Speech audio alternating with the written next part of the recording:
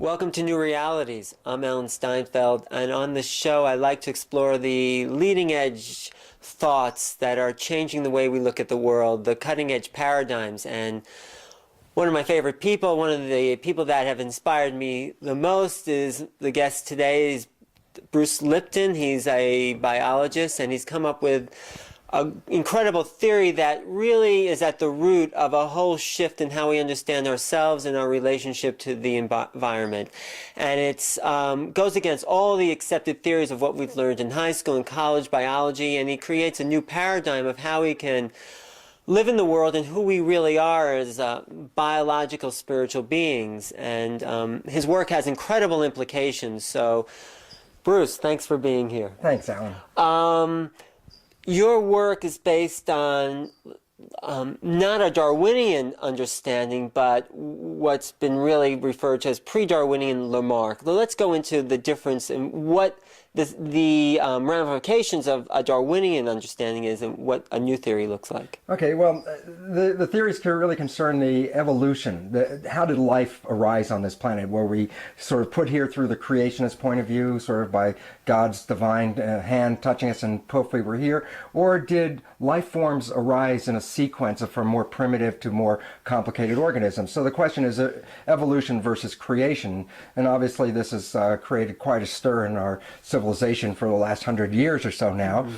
But what we have to look at is that we have focused in the scientific world on the theories of evolution as proposed by Charles Darwin. And I would really like to clear that up because there are two understandings here. One is, did evolution occur? Fact one, did evolution occur as a process? And fact two, if it did, what is the mechanism by which the evolution process occurred? Well, let's go to the first part. Did evolution occur? This is not Charles Darwin's theory at all. The first scientific theory of evolution was formulated by Jean-Baptiste de Lamarck around 1800, actually in 1809, in France, when it was first published as a scientific treatise, okay?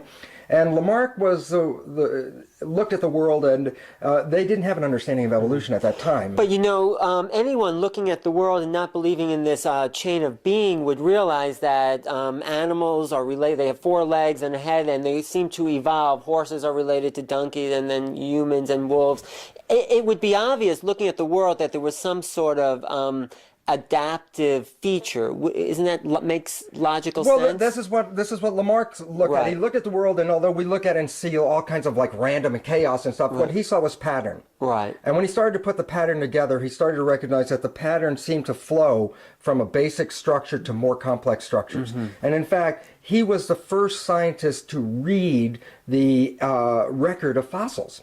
Okay, fossils were recognized, but back in those days when they were recognized, nobody really understood what they really meant, because according to creation, everything God created was perfect. It would still be here. So an animal that no longer existed sort of brought a question of what did God make something that doesn't fit, and that it altered. So the creationists had a large problem trying to deal with fossils.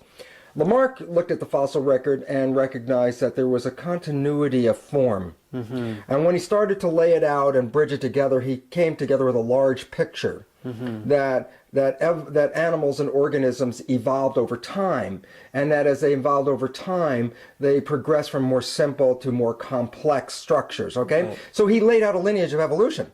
Now, the significance of it is, A, he was the first one to identify evolution, but then he put in how did evolution occur, at least from his perspective. And when he did that, this is what he saw.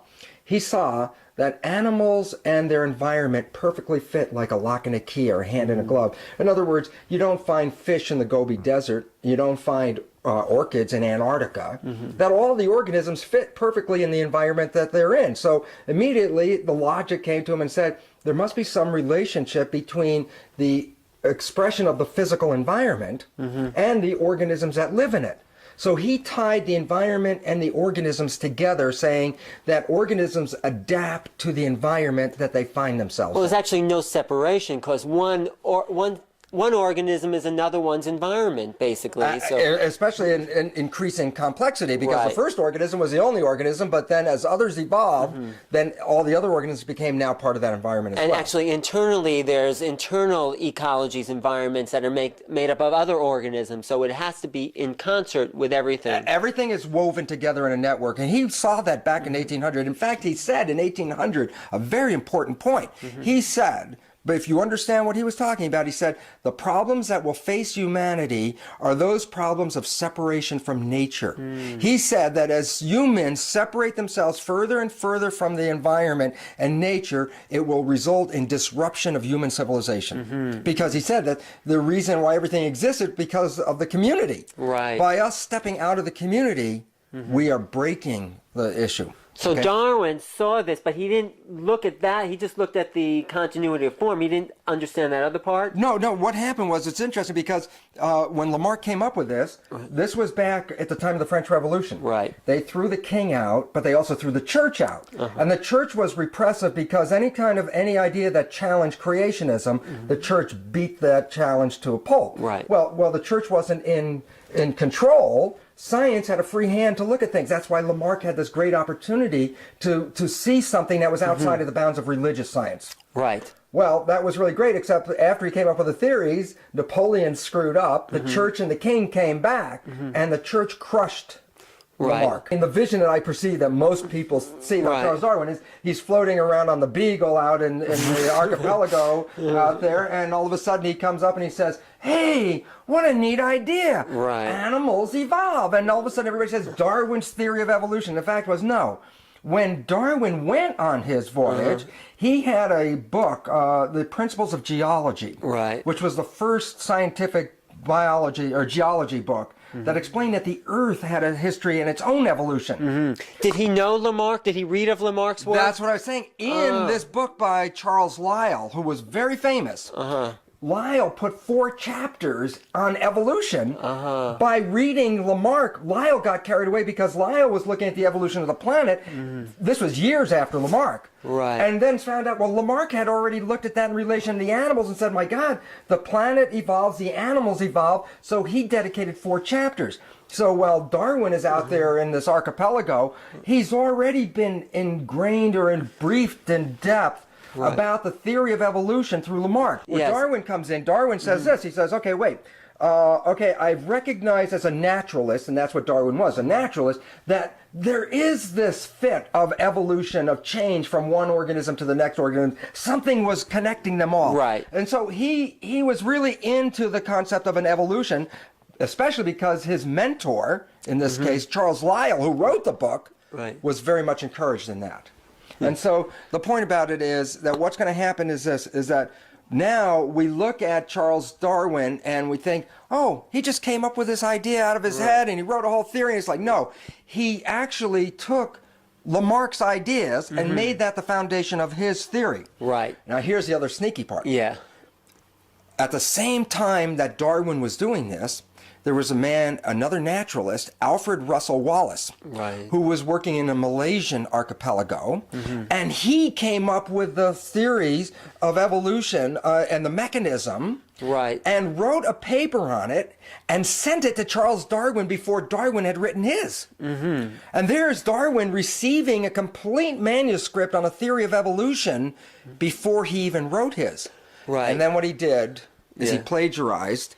And he took Alfred Russel Wallace's theory and Lamarck's theory, wove them together to create the so-called Darwinian theory. Yes, but he didn't include, talked about the survival of the fittest, and in Lamarck's, he's not saying the survival of the fittest. Right, because survival of the fittest was an extension from the work of Alfred Russel Wallace. Oh, I see. Okay? So it's basically, really what it is it's a combination of 2 theories. It's the most accurate interpretation. But science threw out Lamarck. Right. Because Lamarck's emphasis was that a parent could pass genetic alterations off that it acquired in its life to its own child. Right. And that was against the scientific revolution, that there was no continuity between the germ cell and the adult. And also that there was an anti kind of spiritual universe that we became because what they did is they they plagiarized Lamarck's work, which is true, but they misinterpreted his work to their side. They specifically distorted the words of Lamarck to make him look bad. They said this about Lamarck. They said Lamarck said evolution occurred because organisms had a thought to evolve. That, you know, that cartoon like with a fish at the edge of the pond looking out and daydreaming, if I only had legs I could walk out there. Right. That would be a cartoon picture of what they tried to say Lamarck said. Right. But Lamarck never said that. Oh, we didn't. No, Lamarck never said that. Lamarck said an organism will adapt out of a necessity to adapt, meaning put an organism in a stressful environment, it either adapts or it dies. So, and Darwin was saying it adapts through a chance mutation, not through intention. Not through a relationship with the environment. That was the difference. He separates mutations from the environment.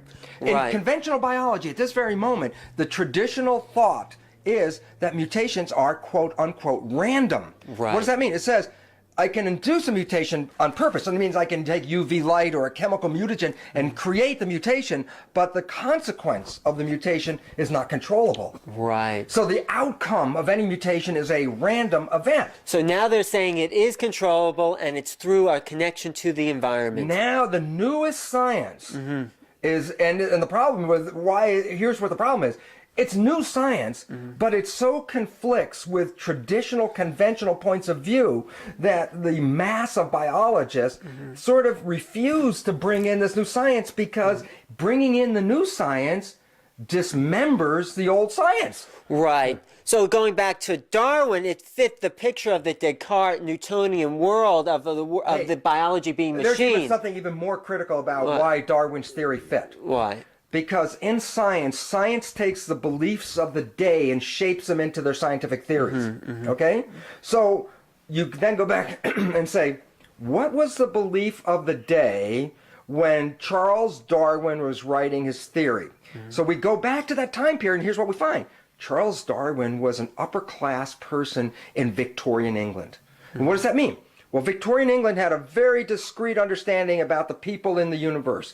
It said there were the upper class, who were worth everything, and the lower class, the common people, who couldn't even talk to the upper class and look them in the eye. Okay? So right away, the belief of society is that there's an upper class which is worth everything, and a lower class which is not worth very much. They're the feeder layer, so to speak. Okay? So when evolving the theory of evolution, the survival of the fittest meant that the fittest, that's the superlative of fit, the upper class is worth the evolution. Anything less than the fittest is fodder.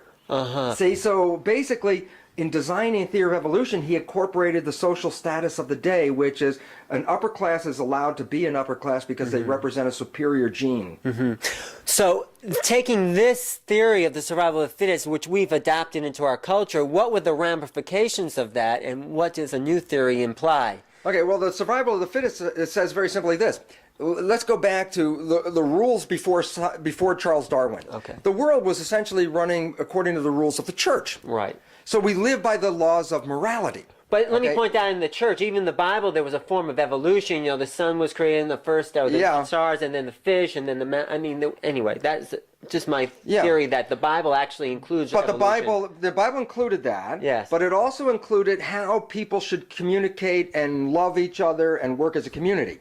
So we live by laws of morality. After Charles Darwin, we got rid of the laws of morality because we got the laws of the jungle. The law of the jungle is the biggest, baddest guy on the block is the winner. Survival of the fittest. This goes right into capitalism, doesn't it? See, and it threw out morality as not relevant to evolution. What was relevant was who is the strongest. And so all of a sudden we focused on looking at the individual with the strongest and took away our view from Lamarck. Remember what Lamarck said? He said evolution was the integration of the community.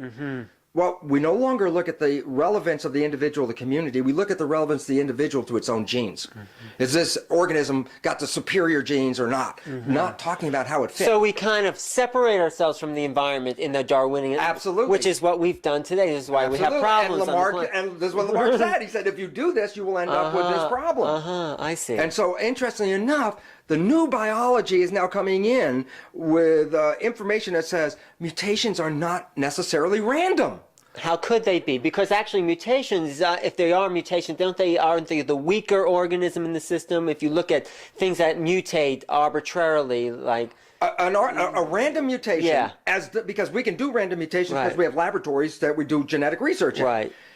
A random mutation, mathematically, is, if I give an approximation, it'd be like 99.9999999% of mutations Right.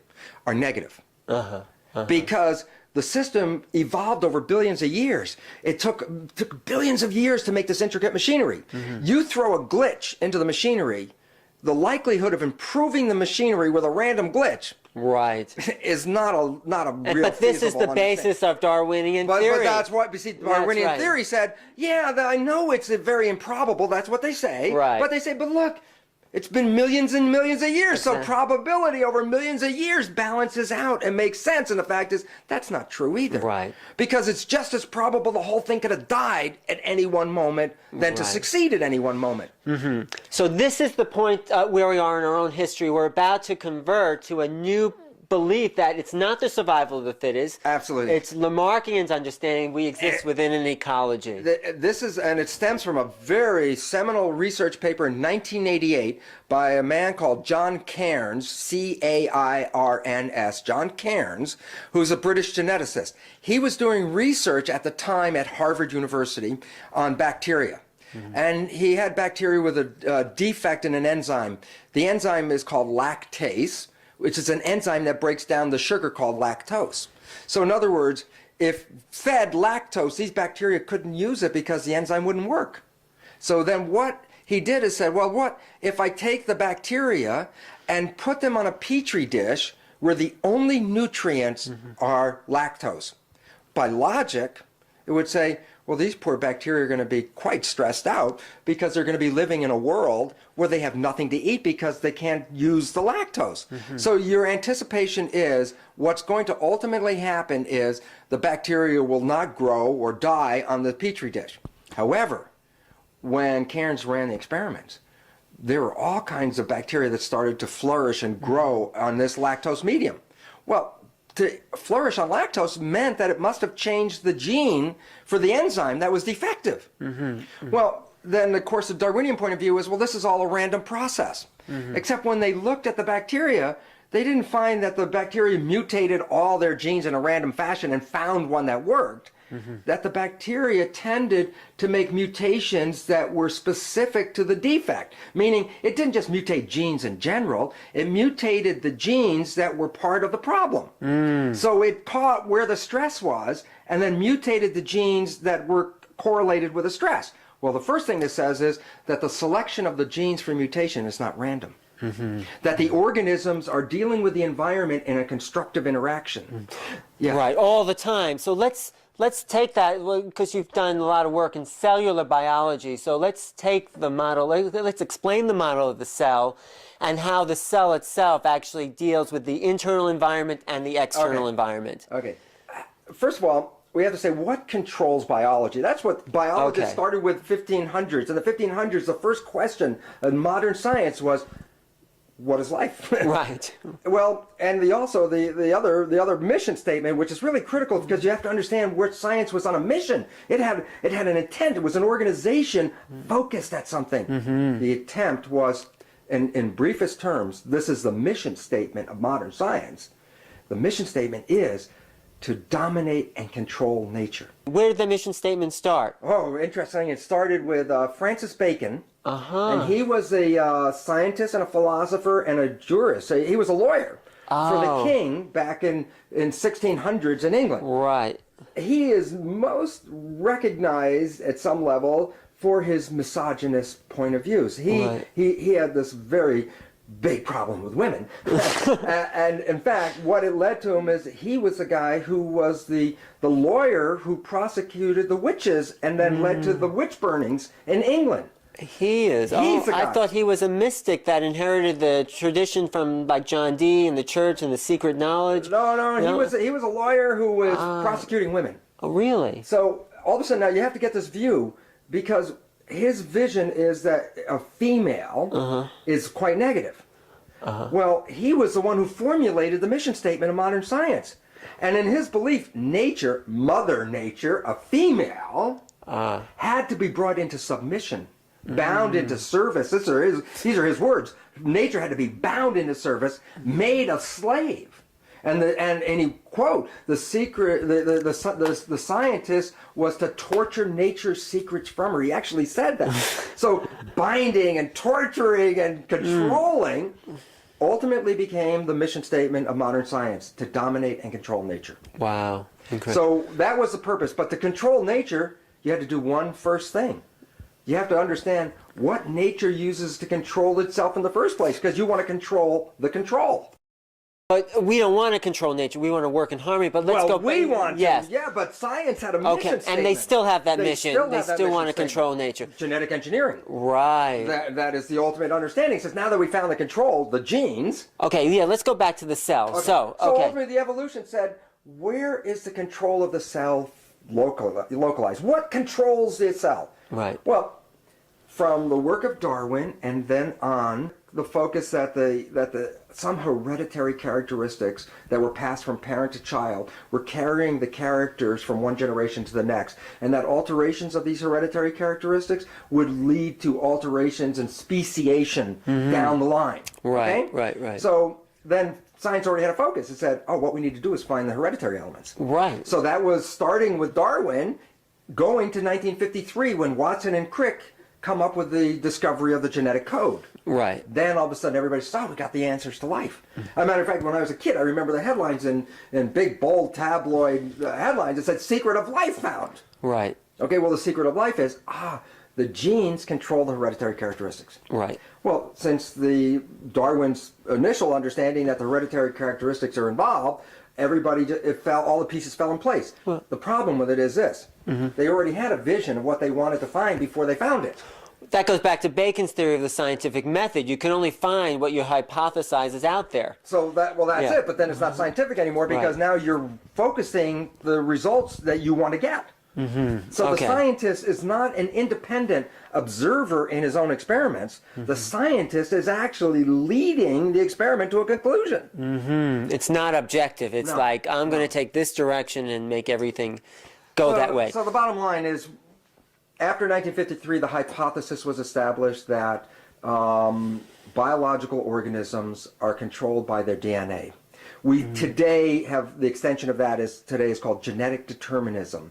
It says that who and what you are is predetermined in your genes, which are the molecules of heredity that you receive from your mother and your father collectively, that your fate is predetermined in these hereditary units. And it's all in the nucleus of the cell. Yeah, so all the genes, the control is in the nucleus of the cell. But you're saying the nucleus is just the sex organ. No, it's a reproductive organ. Right, and you say the Western thinking implies that we think from our sex organ. I mean, that was your joke. That's because, we look at the brain, male's brain, what are they leading them, So the point was very simply this, is what we ended up finding out was, if the genes control the biology, that's the belief, that's our conventional belief in genetic determinism, then the genes would be the equivalent of the brain of the cell, because the control would emanate from these genes. Right. Well, here's the thing that just squashes the whole theory. If you take the brain out of any living organism, there's an immediate and necessary consequence of that action. And the answer is, what happens if you remove the brain from a living organism? And the answer is, the organism will immediately die, because the brain is the controlling, integrating apparatus. So you're saying they thought the brain was in the nucleus. Yes. And your understanding... But here's an understanding about science that we do in the laboratory all the time, and it's this. We frequently can take the nucleus out of the cell, a process called enucleation, meaning you can remove the nucleus with all its genes. Well, what you would anticipate if the nucleus was the brain, as soon as you pull the nucleus out, the coordination and behavior of the organism would die, and the cell would essentially die. Okay. But it's not true. The cell can live for 2 or more months without a nucleus in it. Now, when I say live, I don't mean it's just sitting there breathing. I'm talking about it going out, it's eating, it's defecating, it's recognizing toxic things in the environment and running away from them. It's going toward things that it needs. So its behavior is totally integrated. It just can't reproduce. It can't reproduce. It will ultimately die without a nucleus, not because the nucleus was a control factor, it's because the nucleus is needed to replace parts that wear out. If you go back in evolution and look at the earliest cells and understand how they work, you're left with one conclusion. Right. That the brain of the cell is the membrane, which is the equivalent of the skin. If you looked at yourself as a cell, your skin would be the membrane. Okay. Now, you might say, well, how do you make that connection? At some level? Well, I can go back in evolution and talk about, in the most primitive organisms, bacteria. The only organized biological structure that the cell has is the membrane. All the rest of it is just disorganized molecular ingredients. Right. It's the organized membrane that gives the intelligence to the system. But I'll give you one more. It gives it life, right? It is the interface of life. The membrane interfaces to environments. You're going to give us one more example. Basically, the other example deals with this, is that in human embryology, there are things called germ layers. The human embryo has 3 layers of cells. The outer layer is called ectoderm, the middle layer is called mesoderm, and the inner layer is called endoderm. These primitive germ layers give rise to all the organs and tissues of the body. Interestingly enough, the outer layer, the embryo's skin, gives rise only to 2 structures, skin and brain. Oh, really? The nervous system is derived from the skin. So take that back evolutionarily, the skin of the cell is the original nervous system.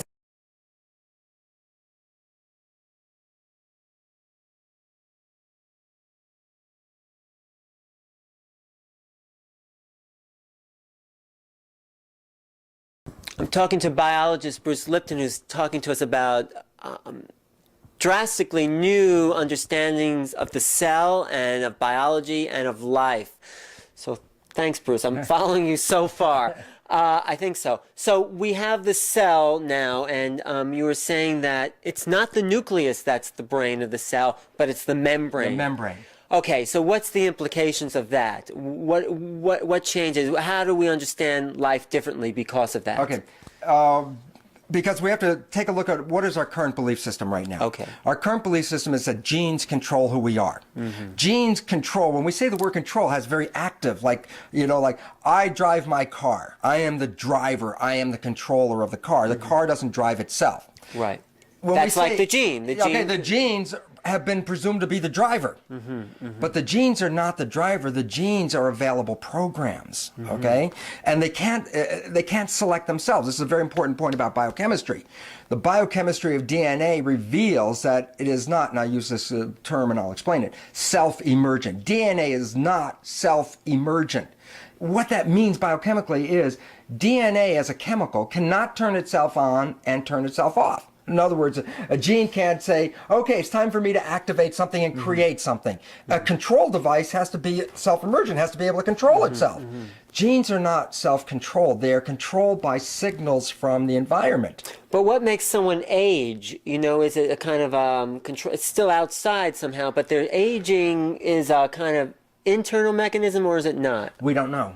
Well, what would you guess as a, theory? My guess right now is that there might be a genetic contribution toward aging, but the more important level of aging right now is our belief system. I see. That if we believe we will get older, we should get older. That if we're not getting older and everyone around us is getting old, then we don't really fit in that environment. In that case, then we have a problem. So our belief system, we conform to belief systems. Okay. So why this becomes important is because this is the next level. It says, where are the genes controlled? What's controlling them? Well, it turns out the cell membrane is like my skin. Right. Okay. And my skin has receptors on it. So I'll give you an example. I have eyes, see light. Nose, I smell. Right. Ears, I hear with. Tongue, I taste with. Fingers, I touch with. So what am I doing? I'm reading my environment through receptors. Right. The receptors pick up the information, take it to my nervous system, and my nervous system responds. So if I touch something hot with my fingers, and it says hot, the signal goes up to my brain. My brain then comes back and creates a behavior, move my hand. In biology, where's the equivalent of that behavior and control? the skin of the cell is like my skin. It has receptors on it, but not like eyes like we have, but molecular receptors, antennas that read the environment. And as a signal hits the receptor, like light hits the eye, the receptor on the cell changes in response to the signal and sends a signal to the cell to respond to the stimulus. I see. So in responding to the stimulus, the cell will organize its biology, its physiology to move forwards or backwards or do something like that, right? But here's an interesting point. What if signals come from the environment that it requires me to have a behavior, but I don't have the proteins in my cell to carry out that behavior? You don't have the genetic understanding. I have the genetic understanding, but I don't have the real proteins. Remember, the proteins are carrying out the events. Well, what kind of behavior would you have to do that you wouldn't have the protein for? At that time, let's say, let's say that I get a signal to go from a regular cell to a muscle cell. Okay. Okay? Well, I'm a regular cell. I have breathing and digestion and excretion. I'm doing a life. But all of a sudden a signal comes in and says, wait, we want you to become a muscle cell. Well, to become a muscle cell, I have to change some of my programs. Okay. So the signal from the environment hits the membrane, and the membrane relays the signal to the nucleus, and the nucleus has programs, and then the signal picks a program out of the nucleus. So all of a sudden it says, the nucleus is a database with all the programs to make a human. Every cell in your body with a nucleus has actually 2 complete human program sets. One derived from your mother, one derived from your father. So now, any cell then that has a nucleus has the potential to become anything in a human, including the whole human. Right, okay. Okay, so it says, but if I'm a liver cell, should I worry about muscle function? The answer is no. So then, wait, I have programs for liver and I have programs for muscle. So if I'm a liver cell, I only select the programs for liver. So it's a hologram. It contains the whole, but it has its own individual function. Let's cut to the chase and let's get right to the end. Yeah. What the research reveals is simply this. The cell membrane, by its molecular architecture, and I say this, I really want to emphasize this. Yeah, I want to understand it. That the cell membrane, by its molecular architecture, has this definition. The definition of the cell membrane, something that I saw back in 1985, which changed my whole life, was here's the biochemical definition as I wrote in 1985. The cell membrane is a liquid crystal semiconductor with gates and channels powered by its own power source, its own battery. So basically, this definition, when I heard it in 1985, it said, well, liquid crystal semiconductor gates and channels, it's not really a biological terminology, but I knew I was familiar with it. I heard it. When I tracked down where I heard it, it was a definition that was provided for explaining a computer chip. The same definition for the computer chip and the membrane, they share a definition. Well, the first moment was like, is that an accident? Is that a coincidence? The answer was no. By going back over the molecular architecture of the membrane and understanding how it works, it is a computer chip. It's an organic computer chip. It's a carbon-based computer chip, not a silicon-based computer chip. And the significance is it's an information processor, just like your skin. Your skin picks up environmental signals and converts it into biological information. So this gets to the really important point. Who wrote that computer chip? Okay, well, it's like, okay, who programs the exactly, computer chip? Who programmed this? Okay, and the answer is this. Go to your own computer. If you have programs in your computer, you have a disk. It's the equivalent of a nucleus. But when you want to activate a program, how do you call up the program? The answer is you type data on the keyboard. Entering data pulls out a program out of your computer. In biology, the surface of the cell, the membrane, the receptors are like keys that extend from the cell membrane. There are keys for estrogen, keys for testosterone, keys for histamine, keys for endorphins, keys for glucose. That intersect with the environment? Well, yeah, because the keyboard is facing the environment. Right. So whatever's on the outside, if it pushes the button, the cell says, oh, glucose is outside because glucose hits the key for glucose. Right. Well, if the cell wants glucose, when the signal is picked up, the cell will pull the glucose in. A receptor site will respond. If a toxin hits a toxin receptor, the cell will say, oh my goodness, toxin, it will move the opposite direction to go away from it. But what if there's an external thing that the cell has not seen yet? What happens? It will create new receptors. It sounds like a mystery, except Yeah. for the fact that's what the immune system does. Uh-huh. What does the immune system have? The immune systems are cells that go through my body, and if anything new comes into my body that was never there before, it creates a protein called an antibody. The antibody and the antigen, the foreign substance that stimulated the production of the antibody, well, the antigen and the antibody that's produced perfectly fit like a lock and a key. So that the antibody, it becomes a protein recognizing element to recognize if that antigen ever shows up, because if it does, it will fit and plug into that protein. So the point is, an antibody is the equivalent of a receptor. What if it's something that's not good that's good for the cell, like a new source of, I mean, Once it picks up the signal, the Right. cell has to make a decision. How does that happen, whether we know it's good or We bad? don't know at this point. This is where the cell makes a perception. It recognizes a signal and then says, okay, now is this signal good for me or bad for me? Yeah, how do we Well, then know? it has to make a decision on that. Based on what it already knows What from it previous... already knows or feels or vibrationally is resonance, probably a molecular vibration. That if see. it's in harmony with a system, it will resonate and make music. Right. If the object has a dissonant vibration that is not in harmony with the system, it'll screw up the music and make noise. Well, that gets into the understanding that there's two types of impulse into the cells, the chemical or the electromagnetic. Absolutely. So explain that. The antennas, Yes. the receptors, the keyboard on the surface of the cell that sees things, Yes. sees things because it has a resonance with the object it sees. Right. I'll give you an example. Ella Fitzgerald sings a certain note. Here's a crystal goblet sitting right here. She's over here. She sings the note. But if the note is resonant with the atomic vibration in the crystal goblet, the goblet will absorb the energy and then shake. And it actually explodes. Right. So the fact was, the goblet was tuned to the voice.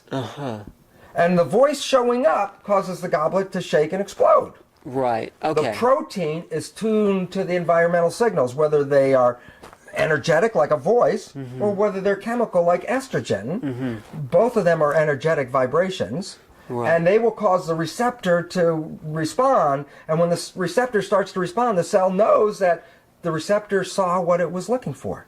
And now the cell knows, is estrogen out there? Well, if the estrogen receptor starts to shake, the answer is yes. But you also have the understanding that it's not what's out there so much, it's what we believe is out there. Now, where does that come in? Okay, so now let's put it this way. The surface of the cell is a keyboard Right. that when you punch the keys, you determine the program, just like typing on your computer. Okay. Okay? Now here's the issue. If I'm a single cell, then I live in my environment and just see directly with myself. But if I start to live in a community, the bigger the community of cells, I also have to start to rely on the perception of the whole community, not just what I see. So all of a sudden, then there's an organizing voice in the community of cells, which we learned evolved as the brain. The brain is collecting all the data that my stomach can't see what's going on outside right here, but it depends on what I see to know what it's going to do. Right. So basically what it says is then the cell defers to a central command. The central command is the voice that speaks for the community. Well, the voice that speaks for the community may have a different vision than the individual cell. How is that possible? Because it's politics. Okay, I'll give you an example. Let's say here it's perception. It works like this. A single cell organism, let's say a smoke molecule, like some fire is out there. A primitive organism, smoke comes. The immediate receptor, when smoke hits the receptor, is fire, danger, run. Right. Okay, so the cell is going to see that, right?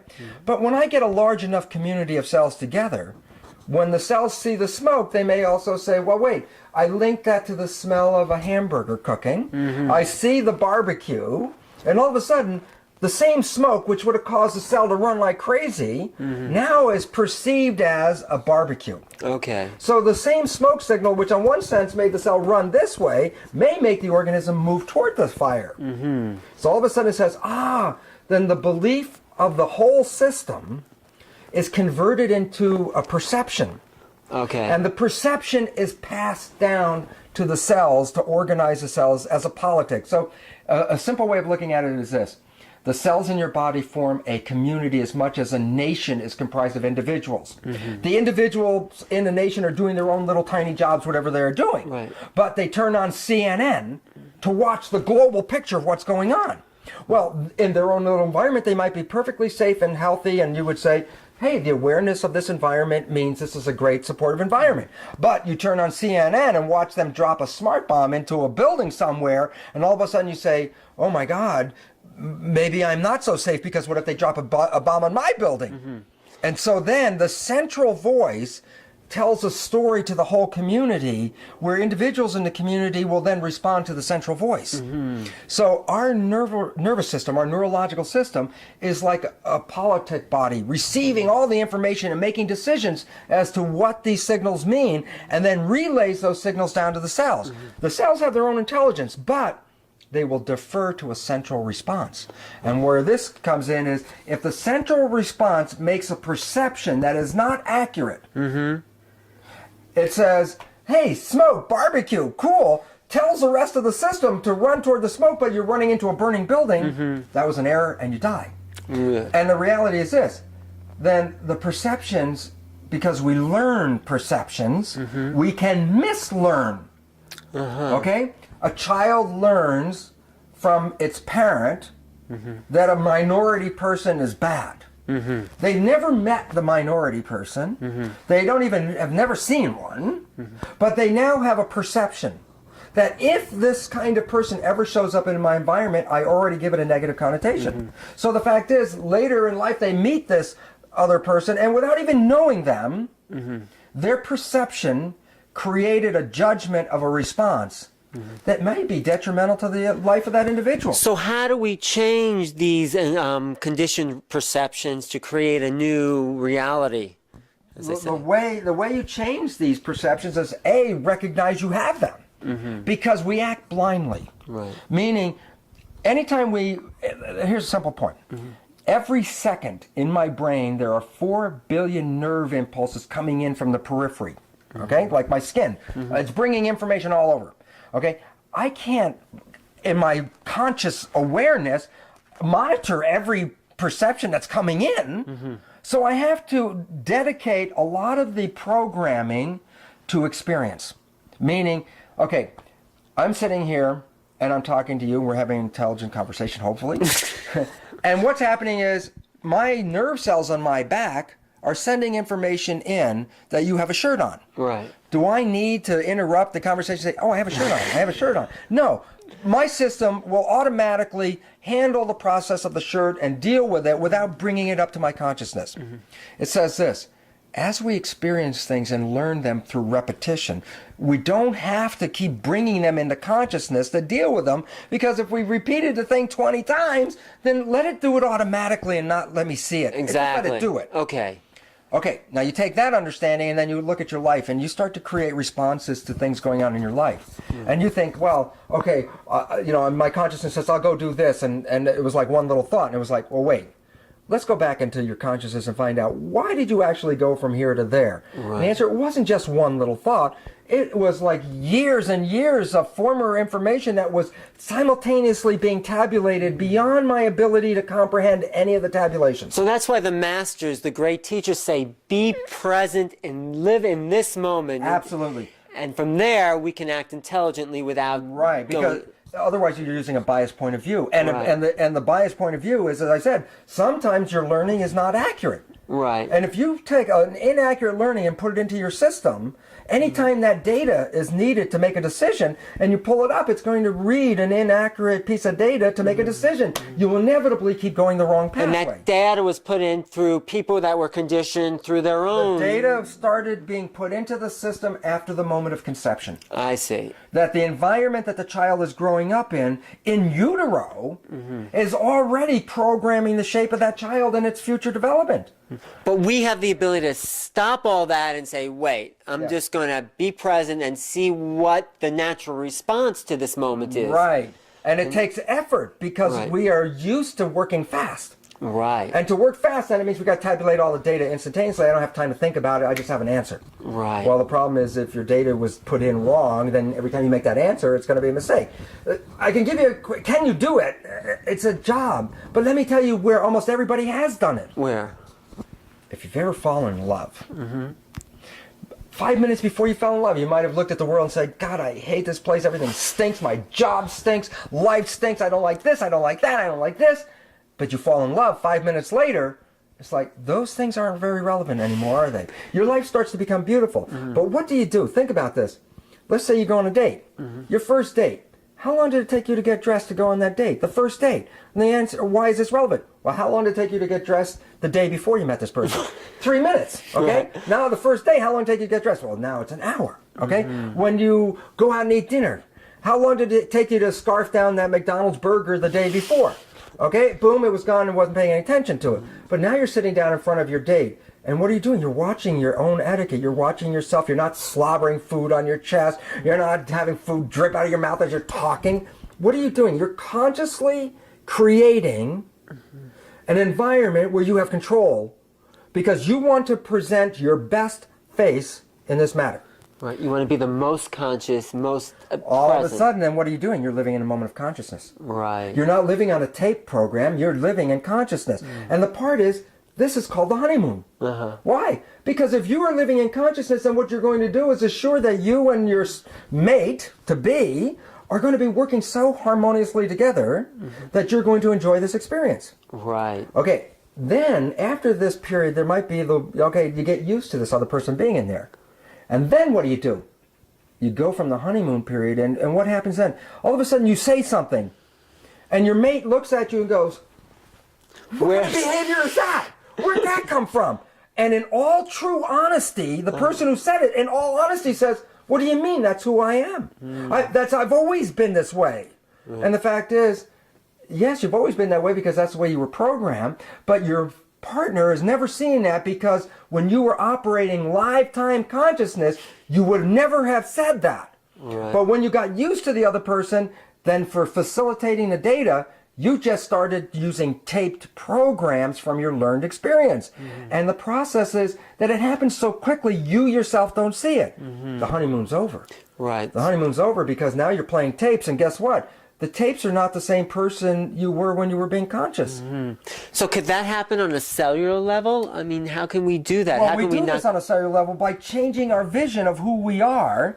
Our cells, remember, the central nervous system is collecting data and transmitting it to the system.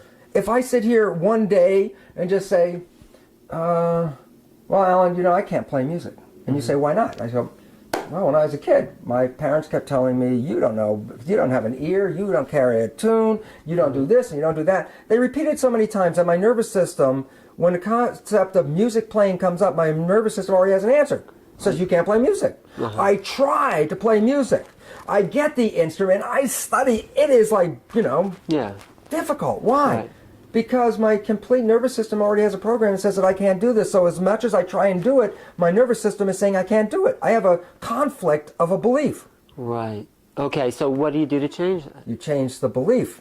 Well, how did you get the belief? You've got to ask that question. Okay, I got the belief from my parents. Yeah, but and how did they give it to you? Not just saying something once. Didn't they repeat it over and over and over again? Yeah. So you created a learning. How did you learn anything in school? How'd you do letters? Right. A, B, C, D. You repeat it over and over and over until you got it, right? So how do you change that programming? Put in a new belief and reprogram it over and over and over again. So you believe I can live play it, music. see it. Absolutely. You start to take your life and say, what is it you want from your life? And you start to live it. You mentally see it. This is what people do when they do mantras or they repeat things over and over again. This is what people say when they're reprogramming themselves. And so they say something, or they hang notes on their mirrors, or they create a collage of a life that they want. What they're doing is feeding data back into the system with a new picture. And the more they put it in, the more they exercise the new picture, the more it will displace the old belief. I see. So we get into then changing some DNA patterns. Absolutely. there's pattern. Understand the pattern, because pattern is education.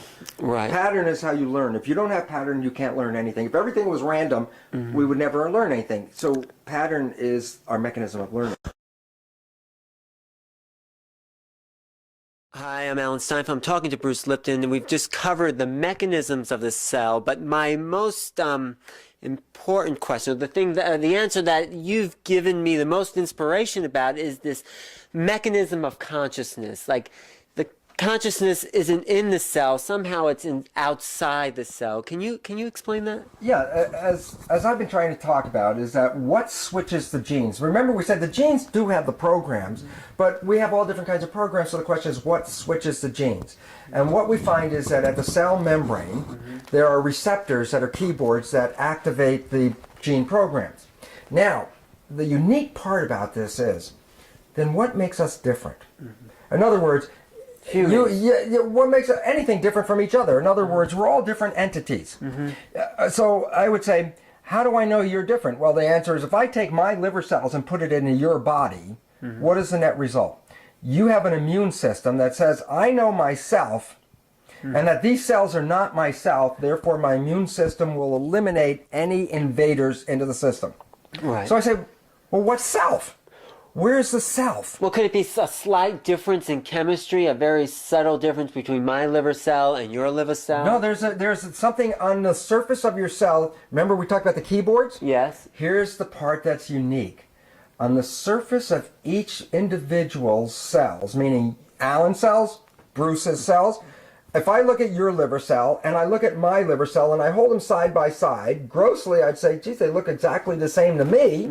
Functionally, they do exactly the same thing. Right. But where's the difference? Because if I take my liver cell and put it into your body will say that's not mine. So now the question is, where's identity? So here's a beautiful assessment. If I take the two liver cells, Bruce's and Alan's, and I subtract everything that's essentially the same, then what's left over is difference.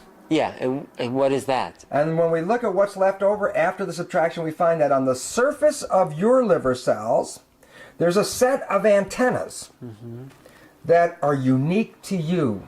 They're sort of like Social Security numbers, okay? So the fact is, you have a set of identity receptors on your cell that when I look at my cell, I have a completely different set of receptors. Are those receptors the same in every cell in my body, or are they different? Essentially the same. There are some areas that are a little bit differences, okay? Your red blood cells won't have these. I see. But interestingly enough, that's how come I can take your red blood cells and put them into somebody else in a blood transfusion, because your red cells don't have your personal identity to them. I see. Your personal identity are these other antennas. Okay. Now the fact is this: if I took an enzyme and clipped off these antennas, so your surface of mine has my receptors, yours has no surface receptors. Right. I can take your cell and transplant it into virtually any organism on this planet. The reason is, it has no personal identity. Are they doing that? Yeah, you can do that. I can take human cells, stick it into a chicken. It'll work in the chicken. Okay, but the point was this: when I take off your personal identity antennas, your cells are generic. When I have antennas on them, they have identity. Right. Now here's the logic and the beauty of it. The antennas, by their definition, they're called receptors. A definition of a receptor is to receive. Right. In biology, the name of these receptors are called self-receptors. So by definition, what are the receptors? They receive self. Okay, well the point about it is, a particular vibration. and my set of receptors are different than your set of receptors. Is it vibration that is different? Vibration at one level or the other, whether it's molecular or etheric, it's still vibration. Okay, I understand. So we have different vibration receptors. My frequency is different than your frequency. But the point about it was simply, this is the part that startled me when I first grokked it. And it said this: wait, the antennas are on the surface of my cell. Where's the signal coming from that they read? If they were on the inside of my cell, then I would say, well, they're reading something internally. So these receptor sites don't respond to light estrogen or insulin. That's not why they've been created. They respond to self. So where's the self? Yeah. Well, the answer becomes well, I'll tell you this, I know where it's not. It's not inside the cell. It's not inside. No, really? the self is outside. Really? So it's basically this. You have a PIN number to work your ATM account. Right. I have a PIN number to work my ATM account. You go to the bank. You got a keyboard. Well, all the other data is exactly the same. But for you to activate the program, you have to put your PIN number in first. Right. The receptors on the surface of the cell are like PIN numbers for identity. That there's a signal coming from the outside of identity that plays through these cells. That if I cut off the receivers of these identities, then the cell has no identity. That's why it's generic. Well, then when I recognized this, I said, oh my God, what does this mean? Well, the first thing it says is, well, then if the cell is not here, does that mean the source of self is not here? And the answer is, well, no, because the cell isn't the source of self. The cell is a receiver of self. So if I kill the cell, did I kill the source?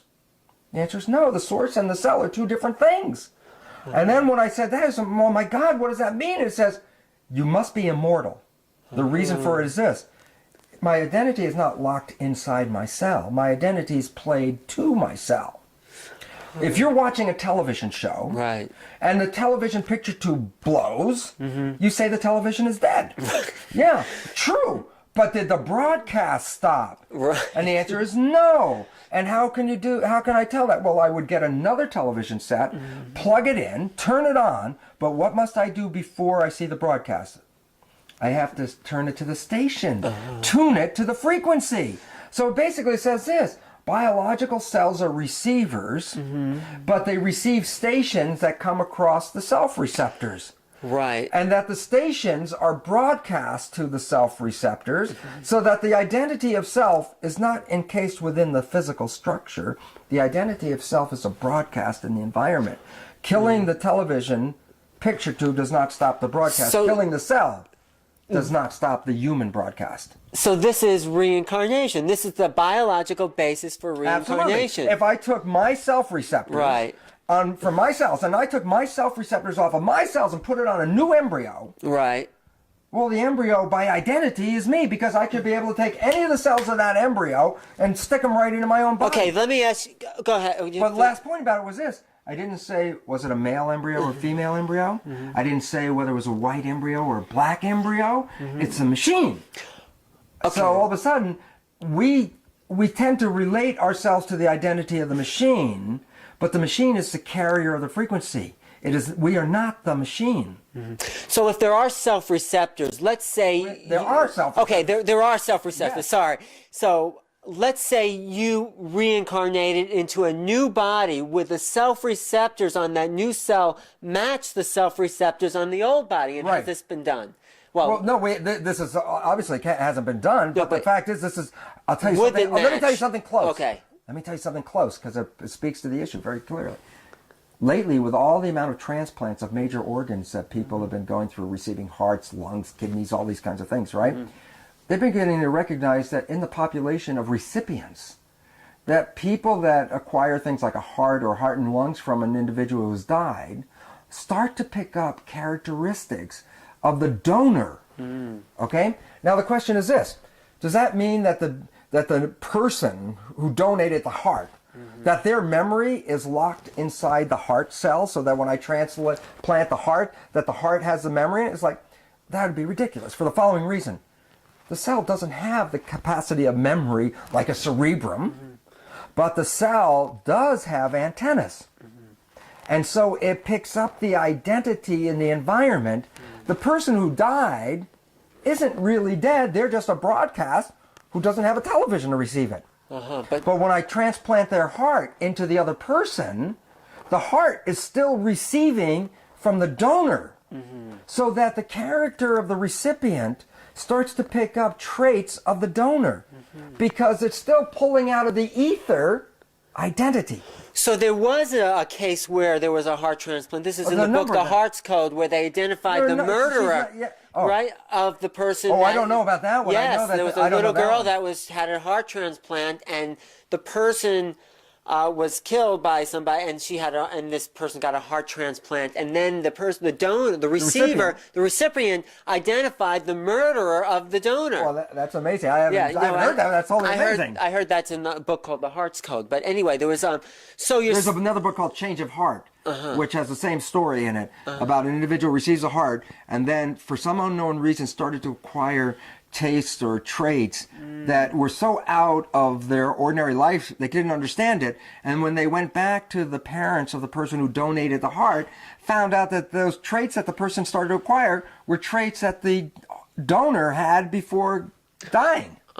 So where is the self? Is it where's the broadcast? Where's the broadcast for the television? Well, from the television station. Yeah, okay, but now we found the source. But where is the broadcast itself right now? Well, it's in the air. It's everywhere in the air. Okay, where's our broadcast? What I would have to do now is, we're treading on, we're getting farther off here. But my perception of the broadcast is, since the biological system is a reflection of the environment, then we are environmental signals that the organism evolved to read. So a snail can't read a human signature. Right. A chimp can't read a human signature, but it's closer than a snail. Okay. But at some point, the organism has now acquired enough neurological capacity to scan finer and finer areas of the environment. Remember, the cell is reading the environment. A single cell only has so many receptors. 20 cells have 20 times those receptors. Right. A trillion cells have trillions of times. We've gotten to the extent of so many cells in our nervous system, trillions of cells, that we could start to subdivide the environment into minutest little fractions and read those fractions. We are reading ourselves, but we are the environment. We are now I really want to understand, how are we the environment? Okay, simple point. Remember, the body's made out of proteins. Right. Proteins are the mechanisms of tools that make my physical mechanism work, okay? Proteins work because they plug into each other, or, like I said, the receptor protein reads the signal in the environment. Well, basically what it says is this: the shape of a protein is effective because it matches something in the environment. If I create a protein that doesn't have any matching of anything in the environment, then what's the function of the protein? It wouldn't exist in the first place. Right, okay, so all of a sudden it said, well then, if every protein in my body is a complement to something in the environment, by definition, my physical structure is a physical complement of the environment. Okay, so let me ask you another. Are we now evolving, or is there possible there's a finer frequency than the one we're existing in, a more complex? Oh yeah, that's possible, but I don't think we're evolving there. Our evolution is not an evolution of individuals. Our evolution is an evolution of community. That before there were multicellular organisms on this planet, there were only single cells. Right. For billions of years, all there were just single cells carrying out their own lives. But what happened was the cells recognized that they could increase their survival by gaining more awareness. But awareness was the membrane. So how do you gain? Well, you can either make bigger and bigger cells, or you can take groups of cells, plug them together, and let their membrane share information. Right, because a membrane will only hold so much and then it break apart. Right. The keyboard is only so big. Right, so we hooked up with other cells. Okay, to create a multicellular organism. So amoebas created us. Okay. In reality, I am a bustling community of 50 trillion amoebas working in a community, sharing jobs and labor. Why? To create a living entity that will survive. Right. Human beings, individual humans, each one of you, each one of us, is a cell in a larger community coming together to share awareness to create one living organism, and it would be called humanity. Okay. We are not humans until we create humanity.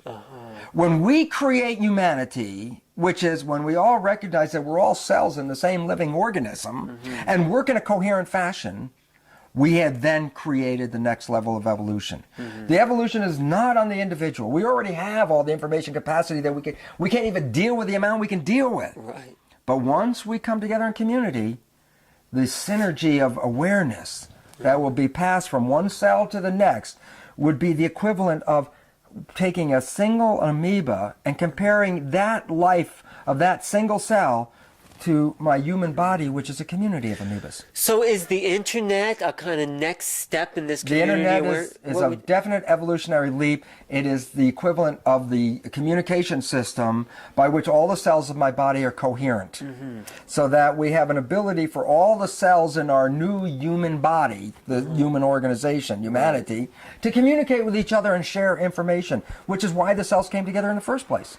So where are we going? What is the next phase? Oh, well, the beautiful part about that is that the work that I talk about, and we can't get into in the very brief time here, reveals that the biological evolution is fractal, meaning it has a very basic formula that reiterates itself over and over again. I'll give you an example.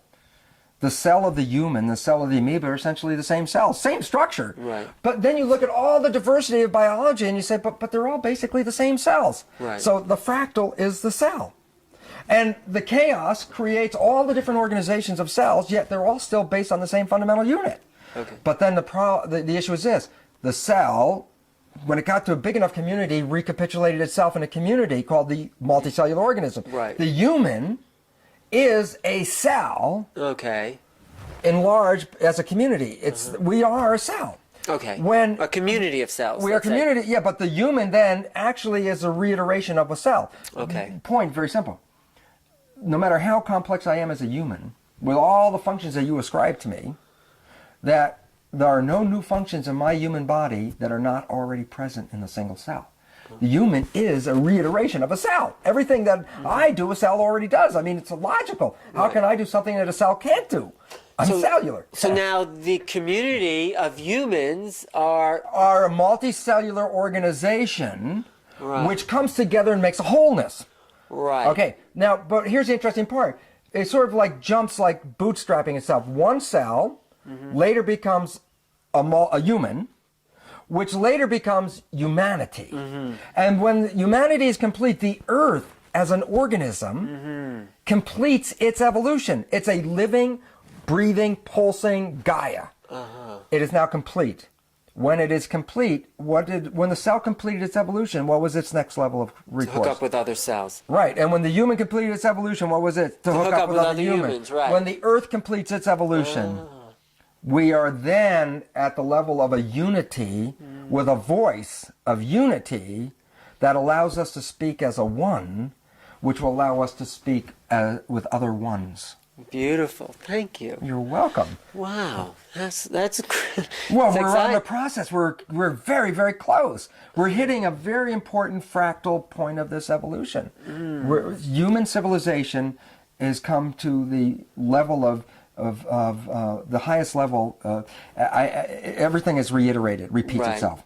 Right. So getting back to this idea of self-receptors, if we are picking up the individual self, is there a frequency then like a self-receptor for the planet? Yes. What is that? It's an earth tone. I don't know. Whatever Gaia's earth tone might be at some level. But the fact is we are reverberations on that basic earth frequency, so that the earth sends out a pulse and we are like the little noise on the edge of the pulse, so we're making the language of it.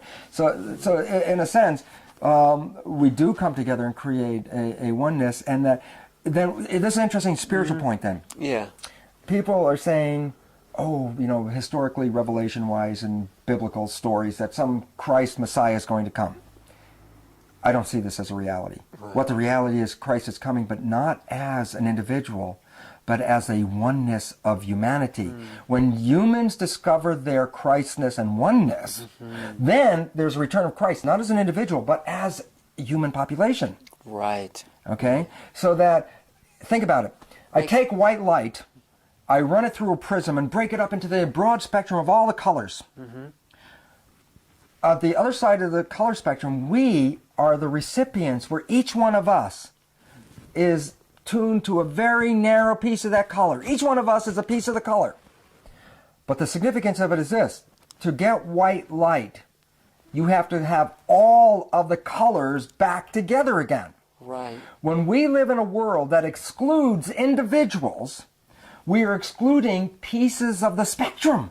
Right. We can't get back to white light. When we get a knowing of our oneness, then when all of the individuals bring their little piece of the color back to the group, the consummate community of color is white light. Yes, that single voice again. The single voice. So the evolution of the white light is take all the pieces of the spectrum and make unity out of it. Take all of the humans on this planet and recognize that each one is a necessary contributor to white light, because you take one frequency color out of white light, Right. you don't have white light. Right. We exclude one individual, we have removed a frequency. So you take that understanding, then there's no way, if there's an intelligent universe, that we could be alone in this universe. Absolutely no. No. Because it makes... I don't even, it may not, that we're not even here necessarily. What do you mean? Why I send a Mars lander to Mars. Right. It's a machine. Right. It allows a human to recognize what life is like on Mars without going there. So it's a machine that is a humanoid. Okay. It has the receptors of vision, sound, smell, touch, taste. Why? So it could give us the parameters of what it would be like if we lived there. Right. Well, the fact was, if you were on Mars and this mariner landed, you would think that this is the life form. It would communicate with you, would follow you around and everything. But the reality is, let's say this Martian takes this mariner home, and the mariner follows it home, drives home, lights flashing. The Martian introduces the mariner to its Martian family and says, this is an alien. This is an alien life form, and everybody's communicating, they're partying, they're having a great life. One day they wake up and the batteries in the mariner are gone. And they all of a sudden realize, oh my God, our alien friend is dead. Right. Well, the point about it is this. The truth is, there was never any life in that system. The life was broadcast from NASA. Just because the batteries died on the machine, it didn't mean the guy at NASA keeled over at his desk. So the bottom line was this. If I look at this, I would say, well, what is this? This body. This physical nature. And Yeah. I'll tell you what it is. It's so beautiful. It's a spectrum analyzer. It means that I go into the environment and I convert vision into electromagnetic frequencies. I convert taste into electromagnetic frequencies. I convert touch. And I'm doing this as much as the mariner's picking up television signals of Mars and temperature and doing what? Converting it into electrical signals. To do what? Send it back to NASA. And then NASA receives this information and then sends signals back to the machine. We are a machine who senses the environment for my spirit. My spirit doesn't live here per se, but I ask you a question. If I am spiritual, if I was an energy spirit floating around in here, I'd ask you a question. What does chocolate taste like? What does a sunset look like? What does making love feel like? As a spirit, you will not be able to answer any one of those questions. Why? Because all those answers are based on having a mechanism convert the environment into an understandable frequency.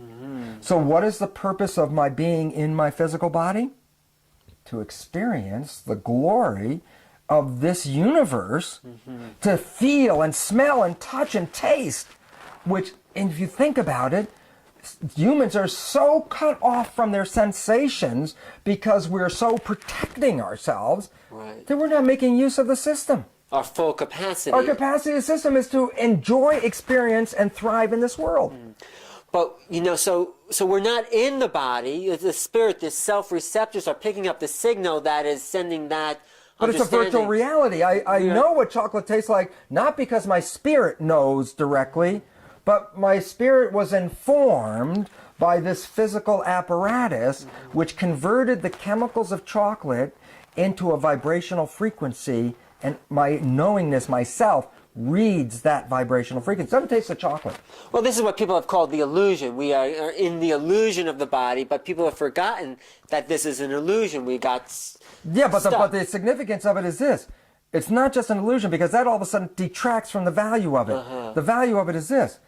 The universe is a self-aware system to learn more about itself.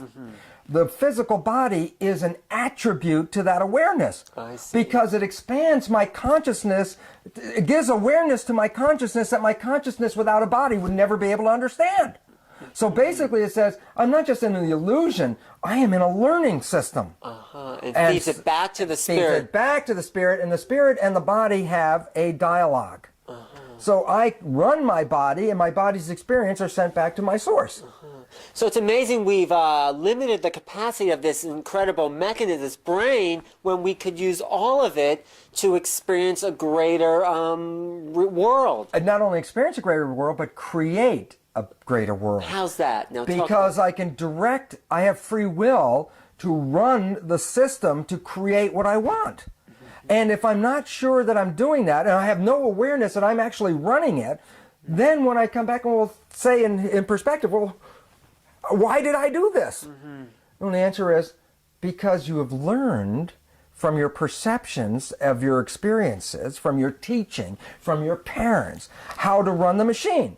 Well, then the quality of you running the machine is only as good as the quality of the teaching of how you ran the machine. Right. So you can't get out of it until you learn that you can transcend and actually then run the machine to a much fuller degree of experience than we've heretofore experienced. So biologically, how would we do that? I mean, anyway, how would we... Well, that's what we talked about earlier. When we talked about the fact that you came with a set of beliefs that if you can put in fresh new beliefs, you can create fresh new functions and new actions. Do I need to get old? Well, that's a belief. Right. Are there old amoebas? No. Do they die? No. They just divide and become other amoebas.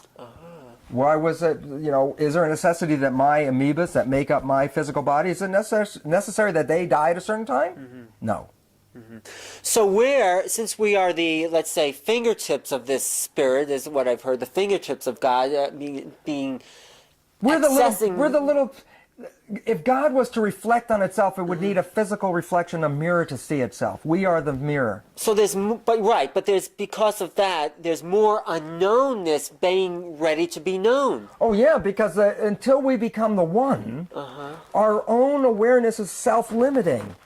But when we take our awareness and make community, there are no bounds to awareness. But when we say, no, I am only who I am, and I am not you, and you are separate from me, and that world is different, and these people I don't even know, then what you have done is you have systematically removed awareness from your life by separating each of these people away and not being able to recognize the fact that if you did understand the wholeness of community, then all the awareness is not just it's available to you through everyone else. Okay. The body has obviously trillions of times more awareness than the single cell. Right. But the single cell is a recipient of the body's total knowledge base. So where is this, okay, we go to the oneness and we have the spirit. So we are on the verge of, in a sense, of making a leap in what we can know. Absolutely. Absolutely. We get out from the Darwinian limitation that says that all I am is a genetic machine self-programmed from within, which is totally false, and recognize I'm a machine programmed from without.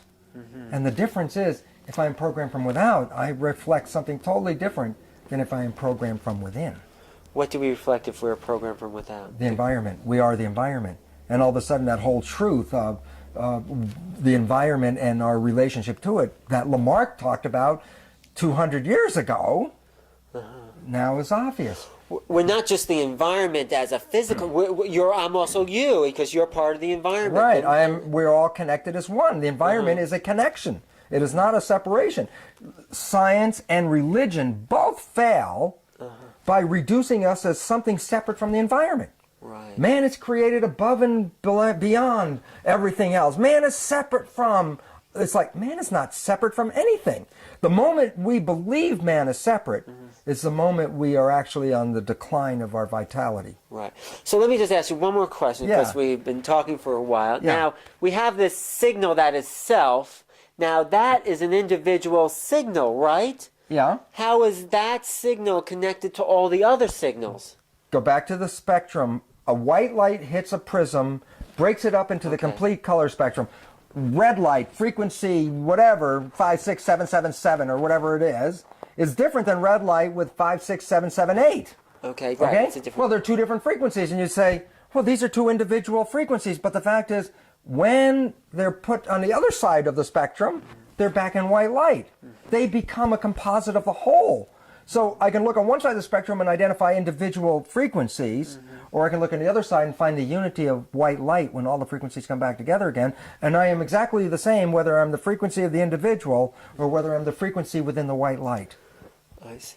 Does this have implications in healing work? In healing? The foundation of healing. In what way? I mean, Because I have an ability to regulate my genetic expression. I have an ability to ward off things to protect myself by giving that information to my system. Surrounding yourself with white light is a message that's given to the cells to not allow outside invaders in. We have a very poor view of our own biology. We believe we're so susceptible to everything around us, you know, like every little bacterium and germ is going to kill us, and if you eat white sugar, you're going to die. If you eat a Twinkie, you know, you're finished, your whole life's all over. It's like you have misplaced where the power is. The power is not in the elements out there. The power is in this structure right here. This structure has more power than white sugar.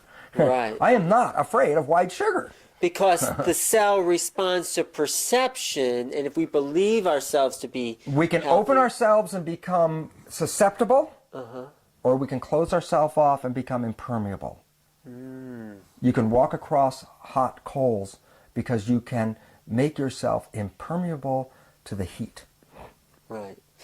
But so it's like a little contradiction. If we know that the source is coming from in here and not being affected from out there, isn't that in contradiction to saying that we have to be open to the environment? Who said the source was from inside? Well, you said, you know, that things outside, germs, are not affecting Oh, us. yeah, what I'm saying is that my entity, my energy unit, Yes. you can look at me as this physical molecule, or you can put all the aura stuff around me and see me as a moving sphere. Right. That what I let into the sphere is controllable. What you let in is controllable. Yeah. Right. I can't separate my sphere from the universe, Right. but I can integrate it in a way that I see fit. Okay? Okay. Okay. So therefore, I have power over my life separate from that of the environment. So I'm not afraid of the environment. And if you become afraid of the environment, then what you are creating is an Achilles heel. You're creating a weak spot that says, God, I'm afraid of this. And when that shows up, you got a little bullseye target where that is going to hit that, and now you're going to be susceptible. If I am susceptible to cancer, then I will prepare for cancer. Right. If I find that I will not accept cancer, then I'm not going to play with it. So the thing is to look at the fears, and what do you do about these fears? You have what are the fear? What fear can you have? Here's the beautiful part. Of annihilation. Annihilation. Right. The worst fear that a human can have. Right. This is very critical because it changed my own life. Okay. The worst fear I can have is I'm going to get killed. Right. But when I saw back in 1985 that my identity wasn't inside the system, without a devotional belief, it wasn't like a spiritual, help me here. It was mathematics and science. It said, I cannot die. I cannot die because you can kill my physical body, but you cannot kill my spiritual energy. Because you're the signal, not the receiver. I'm not the receiver. Okay. When I let go, and that's an important point, let go of the fear of death completely. Can you do it? Can you walk down the street and say, God, a thing could hit me in the head right now, I could be dead right now, and not be concerned by that? If you can walk down the street and do that, then you are free. Right. But if you walk down the street watching for a piece of sky to fall on your head, you're in a lot of trouble the rest of your life because all you're going to be doing is being scared to death that something's going to hit you. So walk out of the fear. Walk out of fear and know and enjoy your life for every day you possibly can. Live in great appreciation of it, and you will find that you'll have more and more and more wonderful days, one after the other. Right. But if you sit every day thinking, "Oh my God, I'm getting older. I could get cancer. I'm getting close. My father got cancer at this age. I can get it." If you sit there with that, then you are debilitating yourself. You are failing your mission. Your mission was to experience the planet. Right. And now I'm living my life. Why?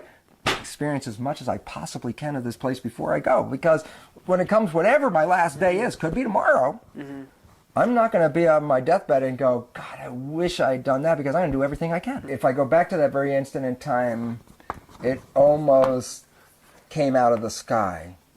In that moment of time, I had this visual picture that locked into a memory of what it was like. It was as if I was in The Wizard of Oz, at the end, when Dorothy pulls the curtain back and sees the machines and the gears and all that, that vision, looking up at the sky, was that vision. I've subsequently had an inner body experience. Actually, it was What does that mean? I was inside my own physical body, and I saw it. I thought it was like a trippy. I didn't know where I was, what was going on. But when I recognized it, and the interesting part about it was I saw things that, of course, that I knew, and then I saw things that I never saw before. New information. And I thought that was, first of all, because I tried to rationalize the experience and say, look, I'm an electron microscopist. I know the molecular architecture of my cellular milieu, So when I saw it, was it just taking my learned database and animating a picture out of it? That's what I tried to rationalize. And yet, interesting point was, I saw things that did not fit my database. What? First of all, the light, the amazing light. I never saw anything like that. And, I love light. I got into laser shows. So this light was like striking. And I found out later that what I saw was real, and I didn't have a knowledge of it until 2 years afterwards.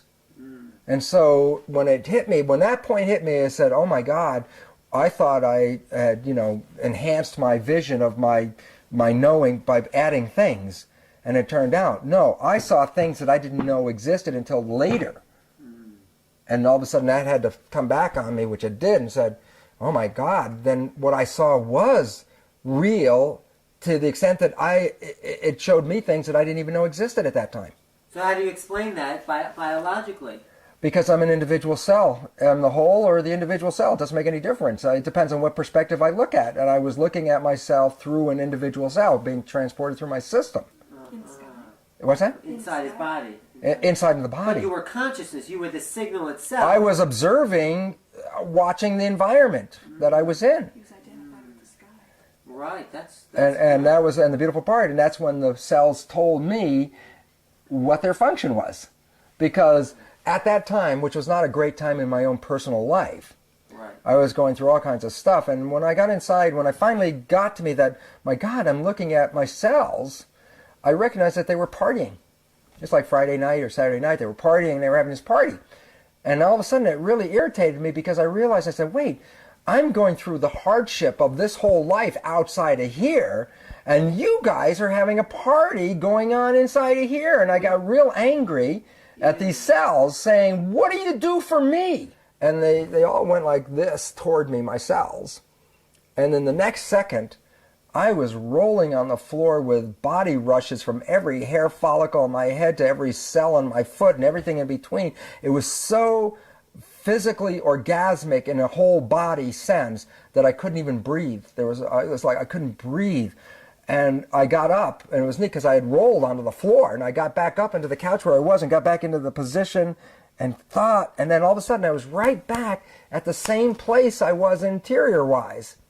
And I thanked them because I said, you give me sensation.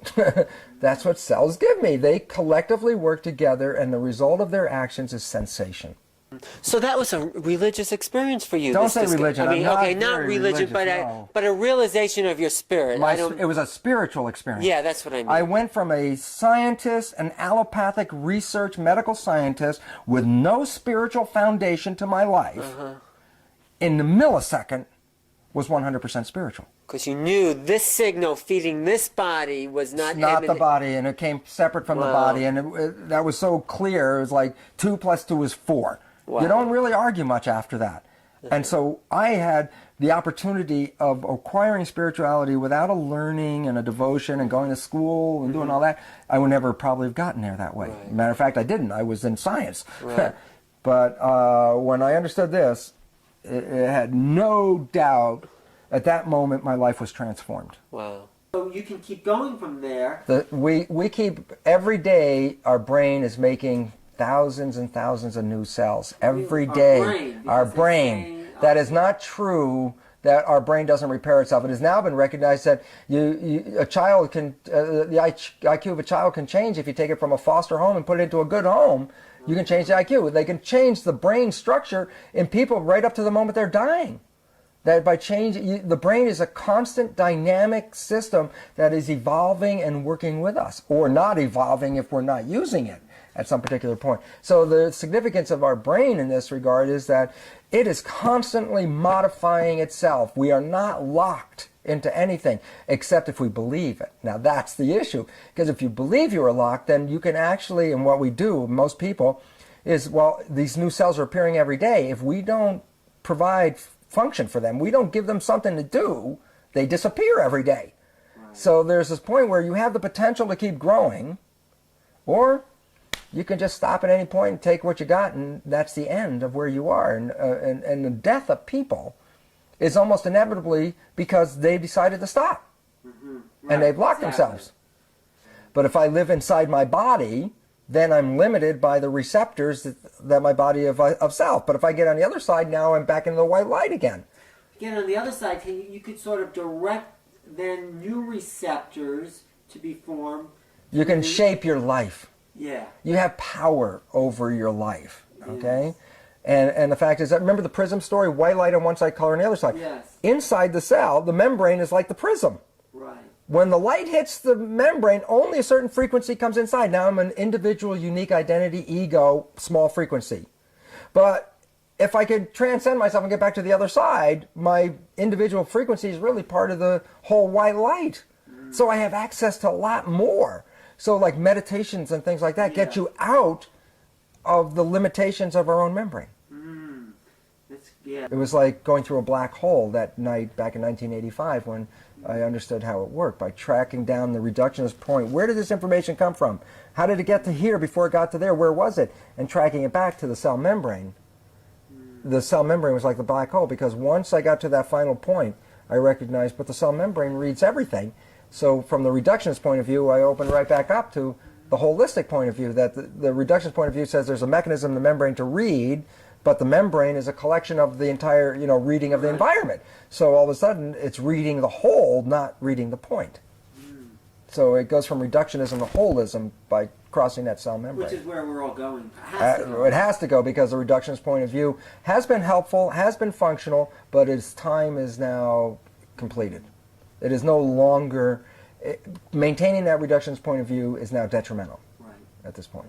But conventional people, it's hard to change them. They become very concrete. They become very, very static. They like it the way it works, and they don't want to, upset things. And yet, the new science is going to upset biology in exactly the same way that 70 years ago, physics, which had a very strong belief in a Newtonian universe, all of a sudden had to completely change and acquire an understanding of quantum reality.